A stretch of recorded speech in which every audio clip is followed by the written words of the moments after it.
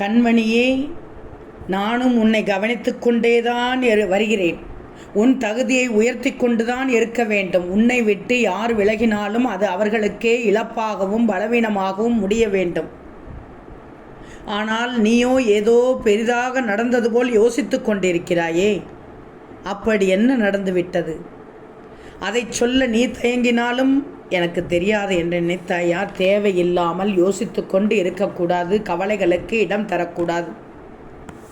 ஏற்றத்தாழ்வுகள் இல்லை என்றால் நீ வாழும் வாழ்க்கைக்கு ஒரு அர்த்தமும் இருக்காதே.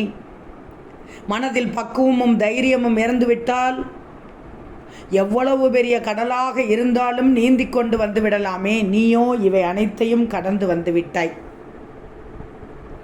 உன்னை கண்டிப்பதற்கு எனக்கு முழு உரிமை இருக்கிறது. கவலைப்படாமல் இரு. கவலைப்படக்கூடாது. இந்த நேரத்தில்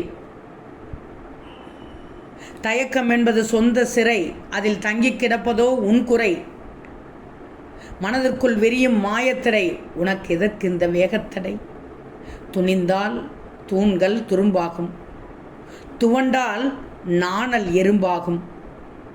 கவலைகள் நோய்க்கு விருந்தாகிவிடும். தங்கமே, கலங்காத மனம்தான் இதற்கு மருந்து. நாளை என்பது இல்லை, இந்த கணமே செயல்படு. ஆமைக்கு பிறப்பே பாரம் என நினைக்கவில்லை. பாதுகாப்போடு இருப்பதுதான் அதன் சிறப்பு. இருக்கின்ற வாய்ப்புகளை யோசித்துதான் பாரேன். வருகின்ற வழிகளை தாண்டினால் உன் வழிகளில் வெற்றி நிச்சயமாக காத்து கொண்டிருக்கிறது. ஓம் சாய்ராம்.